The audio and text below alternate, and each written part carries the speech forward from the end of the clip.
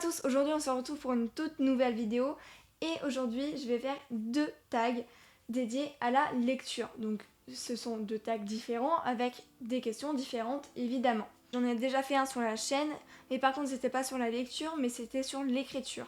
Donc je vais vous mettre juste ici dans le petit i. On va commencer avec la première question. Votre livre préféré n'existe pas ou vous n'avez pas de coup de cœur pendant 3 ans? Alors c'est une question assez difficile, mais je dirais que je préfère ne pas avoir de coup de cœur pendant 3 ans parce que mon livre préféré, c'est mon livre préféré et je suis obligée de le relire. C'est obligé. Donc voilà. Deuxième question, conseiller un livre ou se faire conseiller un livre? Première réponse, je préfère conseiller les livres, c'est ce que je fais sur mon blog et aussi sur ma chaîne YouTube et sur mon compte Instagram. D'ailleurs, je ne suis pas du tout active dessus, j'en suis désolée. Troisième question, Hunger Games ou le labyrinthe? C'est Hunger Games sans hésiter, d'accord? J'adore Hunger Games. Alors, quatrième question, corner une page de son livre ou casser le dos? Je préfère sans hésitation corner une page du livre. Je peux pas casser un livre, c'est pas possible. Déjà, corner une page, je ne le fais pas, même si j'ai pas de marque-page sur moi. J'essaye toujours de retenir le numéro de la page.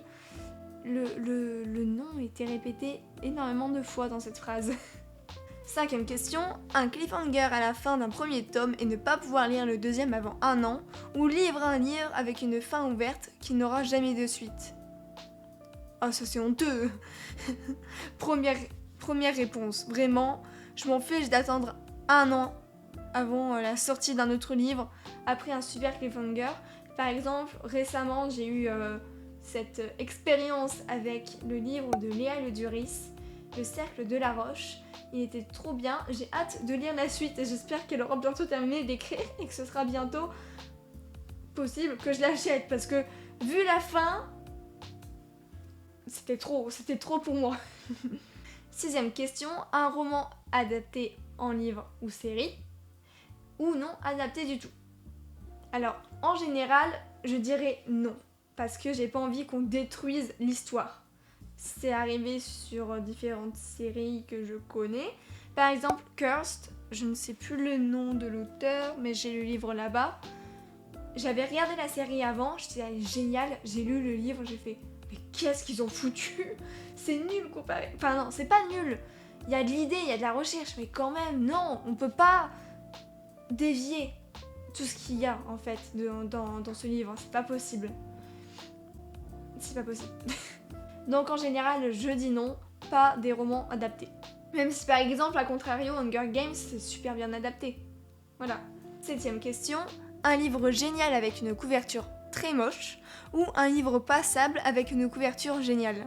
Alors je préfère largement un livre avec une couverture moche mais une histoire géniale. Enfin, je pense que tout le monde dirait la même réponse. 8. Se faire spoiler un livre ou ne jamais avoir la suite? Oh non, ça me frustre de trop quand il n'y a pas de suite. Je m'invente trop de choses après et j'imagine plein de scénarios. Je ne peux pas, je préfère carrément me faire spoiler. 9ème question, ne jamais pouvoir parler d'un super livre ou ne lire que des livres nuls pendant 2 mois? Oh alors celle-là, j'avais pas vu, honnêtement. Oh là là. J'aime pas... Quand ils sont nuls les livres, je mets pas 2 mois pour les livres, mais 6 ou voire 1 an. Oh là là, c'est compliqué. Et jamais pouvoir parler d'un super livre, c'est pas possible parce que je suis obligée de vous en parler aussi. Bon allez, je vais dire la deuxième réponse, deuxième possibilité, ne lire que des livres nuls pendant 2 mois. 10ème question, rencontrer un auteur que vous aimez pour qu'il vous parle de son prochain livre ou pouvoir lire ce prochain livre 1 an avant tout le monde sans rencontrer l'auteur? Je préfère carrément rencontrer l'auteur, évidemment. 11ème question, faire une photo avec un auteur ou se faire dédicacer un livre par cet auteur? Je dis à 1000% la dédicace. Une photo, sans faire exprès, tu peux la supprimer et ne jamais la retrouver du coup.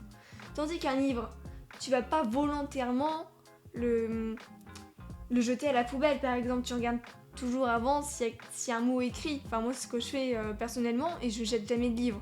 Donc la dédicace à 100 000%.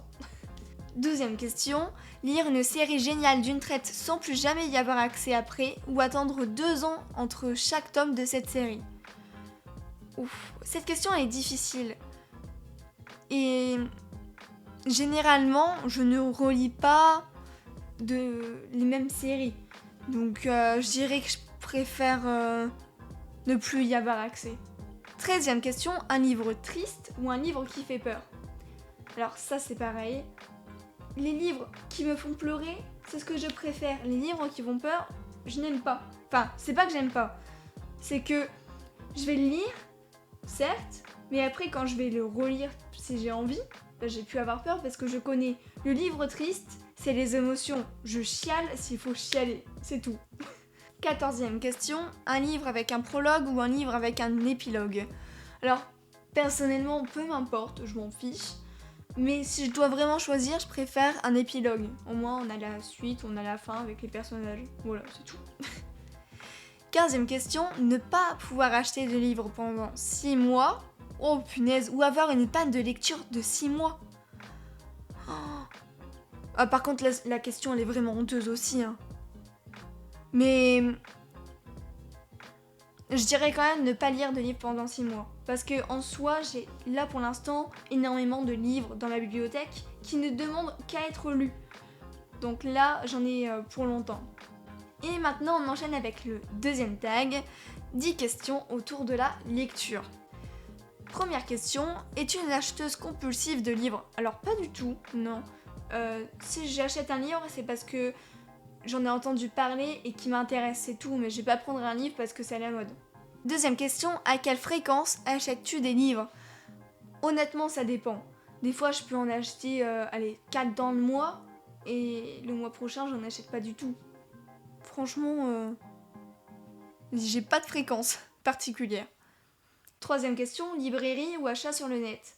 Bon, perso, j'achète tout en librairie, mais ça peut m'arriver de commander sur internet. Mais c'est rare. Quatrième question, préfères-tu livres neufs, d'occasion ou les deux? Bah les deux. Bah, je préfère quand même que ce soit neuf, mais si c'est d'occasion, qu'il n'est pas abîmé et que ça coûte moins cher, bah je prends. 6. Précommandes-tu tes livres? Jamais. Voilà, jamais. J'ai jamais fait. 7e question, avec qui achètes-tu tes livres? Pas toute seule, comme une grande, voilà. J'ai pas besoin de quelqu'un pour m'en acheter. Ça peut m'arriver avec ma mère ou ma petite sœur, mais c'est tout. Généralement, j'y vais toute seule à la librairie si j'ai besoin d'acheter quelque chose. J'ai bégayé pendant ma phrase, c'est génial, mais je vais pas la refaire. 8e question, quel type de livre t'attire? Les fantastiques, les young adultes et fantasy. C'est tout. 9e question, où aimes-tu lire? Alors, c'est très vaste parce que je lis quand je peux, peu importe où en fait. Je lis généralement dans ma chambre, mais ça m'arrive aussi de lire dans le bus, souvent maintenant dans le bus, en permanence, en cours, ou même dehors. Voilà, c'est tout. 10e question, addict au marque-page? Non, j'en ai pas beaucoup du tout. Allez, ils peuvent peut-être se compter sur les doigts de la main, je dirais que j'en ai 5. Je peux en avoir moins. J'en ai pas besoin, je retiens toujours la page à laquelle je me suis arrêtée. Souvent, c'est ça.